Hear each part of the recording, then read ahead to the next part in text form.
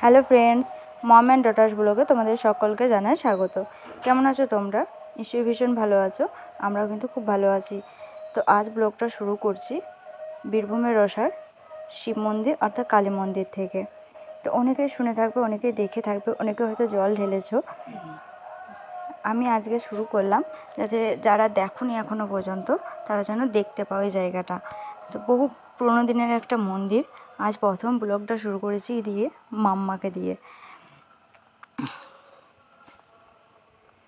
মাম্মা তোমাদের সবাইকে হাই করে দিয়েছে। এই যে মাম্মা বসে গেছে এখন আইসক্রিম খেতে। ও এসে থেকে আইসক্রিমের দোকান পেয়ে প্রচণ্ড চালিয়েছে, তারপর ওকে আইসক্রিম কিনে এখানে বসানো হয়েছে। কিন্তু চুপচাপ আইসক্রিম খাচ্ছে বসে, আর আমি তারপর তোমাদের সাথে পুরো ব্লগের ভিডিওটা করে নিয়েছি যে তোমাদেরকে যেন চারিদিকটা ঘুরিয়ে দেখাতে পারি। মাম্মা তোমাদেরকে পাপ্পি দিচ্ছে, তোমরা ওকে অনেক অনেক ভালোবাসা দিও, আশীর্বাদ করো এবং অনেক বড় হতে পারে। প্রথম কিন্তু আমি হনুমান মন্দির দিয়ে শুরু করলাম, বট গাছের ভেতর দিয়ে হনুমান মন্দির। তো আশা করি তোমরা একটু বুঝতে পারছো, কারণ এতটাই ভিড় তোমাদেরকে খুব সামনে থেকে আমি দেখাতে পারলাম না। আর যেহেতু গেটের তালা লাগানো ছিল তাই আর একটু বেশিই দেখাতে পারলাম না। এটা কিন্তু কালী মন্দির। কালী মন্দিরের ভিতরে কিন্তু আমি ঢুকতেই পারিনি, এতই ভিড়। তারপরে দেখা হয়ে গেছিলো মানসীদির সাথে। তো খুবই খুশি হলাম, মানসীদির সাথে দেখা হয়ে সকালে একসাথে কাজ করে আবার একসাথে সে জল ঢালছিল আর আমি ব্লগ করছিলাম। তা আমি গিয়েছিলাম প্রধানত ঘুরতে, কারণ আমি শিব মন্দিরে যেহেতু জল ঢালি না, তাই আমি ঘুরতেই গিয়েছিলাম মা বা সবার সাথে। একটা বৌদির সাথে দেখা হয়ে গেছিলো।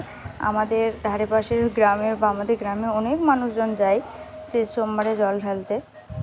তো এটা ছিল কিন্তু শিব মন্দির। তো কোনো দিন যদি সামনে থেকে আসি বা ফাঁকা সময় আসি তাহলে তোমাদেরকে দেখাবো। যেহেতু জল ঢালি না তাই আমি জল ঢেলে ভিতরে ভিডিও করতে যাইনি। তারপর শিব মন্দিরের সাইডে যে মন্দিরগুলো আছে সেগুলো দেখানোর চেষ্টা করছিলাম। কিন্তু এতটাই ভিড়, তোমাদের সাথে যে খুব ভালো করে শেয়ার করব সেটাও আমি করতে পারিনি। তবে মানুষজনের ভিড়টা দেখাচ্ছি, আজ কত মানুষের ভিড় হয়েছে। চারিদিকে একবার লোকের সমাগমটা দেখো যে কতটা ভিড় হয়েছে। এরপর কিন্তু আমাদের এখানে খিচুড়ি প্রসাদ দেওয়া হতো। তা আমরা লাস্টে খিচুড়ি প্রসাদ খাবো আর বাড়ি চলে যাব। আমরা মোটামুটি 12-13 জন মিলে এসেছি। তো খুবই ভালো লাগছে এখানে এসে, সবার সাথে দেখা হয়ে যাচ্ছে যাদের সাথে দেখা হয় না। তারপর আমরা কিন্তু মায়ের পুজো দেওয়া হওয়ার পর বেরিয়ে গেছি। মাম্মাকে দেখো ও কেমন আবার আইসক্রিম খাচ্ছে। তো এটা কুলপি, যেহেতু কুলপি খাচ্ছে। আমার মাও আমিও খেয়েছি।